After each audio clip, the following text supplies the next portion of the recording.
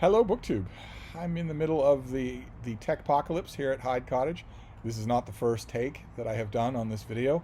I don't usually do multiple takes, but I was in the middle of this video when it froze. The video part froze. The audio was still going, but the video froze. I have no idea why that happens. No help forum has been able to tell me why that happens or how to prevent it. But we're going to try it again. We're going to try it again. This is a video I should have made yesterday. This is a book club that Matthew at Mayberry Book Club and I are doing, where we read something together every month and share it with you. And in the month of June, he decided to join me in a reread that I do every year anyway, of Homer's Iliad. I read the Iliad every June and the Odyssey every August. And so for this June, we're reading the Fitzgerald translation of Homer's Iliad, 6 books a week.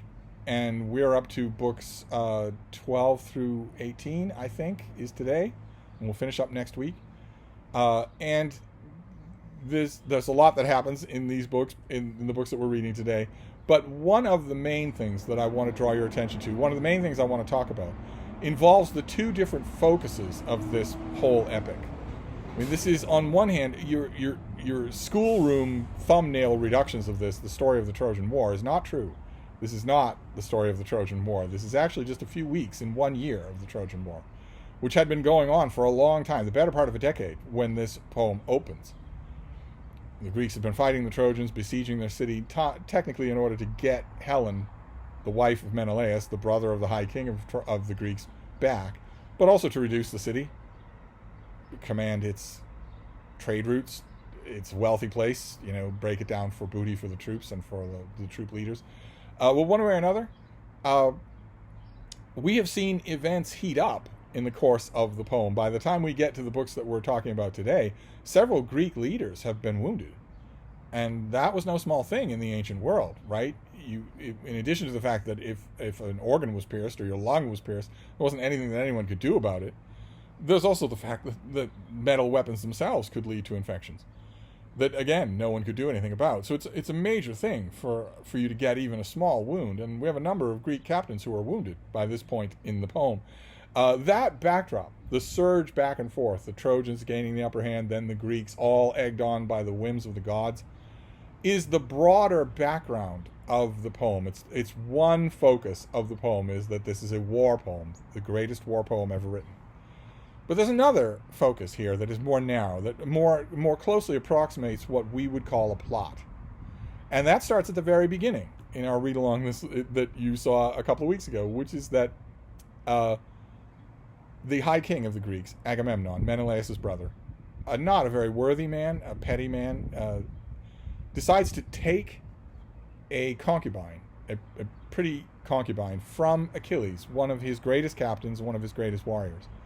And Achilles is so upset by that, he is so insulted by that he tells Agamemnon he will no longer participate in the war. He's withdrawing himself and his troops, his Myrmidons, to their ships at the Greek encampment. They won't sail home, but they're not going to help on the field anymore. And Achilles is the greatest of the Greek warriors, and one of their bulwarks against one of the greatest Trojan warriors, Prince Hector. So it's no small thing that he and his men have withdrawn from the battle. It creates a kind of instability that is only worsened by, like I mentioned, the ham-handed indulgence of the gods here and there. We get that a lot here. Zeus has instructed the other gods to leave the battlefield, and that takes a little bit of time before that is worked out. It never works out all that well. But in the course of the books that we're reading today, we see that if you want to call that smaller, more discrete plot, actually kick into gear. Because the Trojans do reach the Greek ships. They do start to set fire to the Greek ships. They've been that lucky. They've been that successful under Prince Hector's leadership, even though Hector is not infallible. He's almost killed by a thrown boulder in the books that we're reading today. But nevertheless, the upper hand is very much to the Trojans, and this is wormwood to Achilles' men. His best friend Patroclus, and also, we presume, all of the Myrmidons cannot stand the idea that all of this fighting is happening when they're not allowed to participate. And in the books that we're reading today, Patroclus goes to Achilles and agonizingly begs him to change his mind. If he's not going to join the fighting himself, will he at least let Patroclus and his men join the fighting to repulse the Trojans from the ships, if nothing else? And Patroclus suggests, I can wear your armor. His armor is God-forged and extremely hardy. So I'll be all right. Achilles agrees. It was a kind of a line in the sand that he himself made. So he agrees and warns Patroclus not to try too much. Repulse the Trojans from the ships, but don't try assaulting Troy. Don't try making open war on the plains of Troy.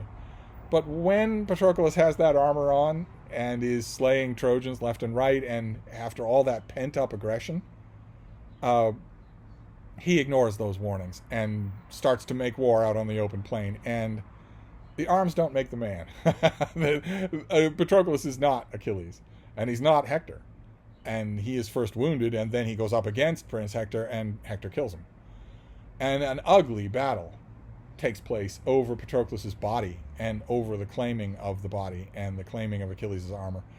And Homer spares you nothing.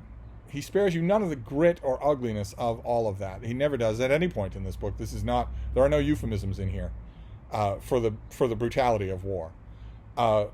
And more importantly, word reaches Achilles that his best friend is dead. And that breaks the little plot that we've seen apart. Achilles is now going to re-enter the war. For that, he needs help. He needs new armor. For instance, the Trojans have his armors. He goes to his mother, a sea goddess, and she gets him armor, a new suit of armor and a new shield. And that is how the books that we're reading today end. Is that now we know that the crap has hit the fan, because this is no longer just the relatively static backdrop of Trojans versus Greeks. Instead, Achilles is about to enter the war. And we know, Achilles knows himself, his divine mother knows, that that is going to trigger a series of events. It has been foretold that Achilles will die young at Troy. If he's not fighting, that's not going to happen. But if he goes back to war, then he and his mother know that he is inviting doom. And the Trojans know that this could mean everything. This could be a push they can't withstand.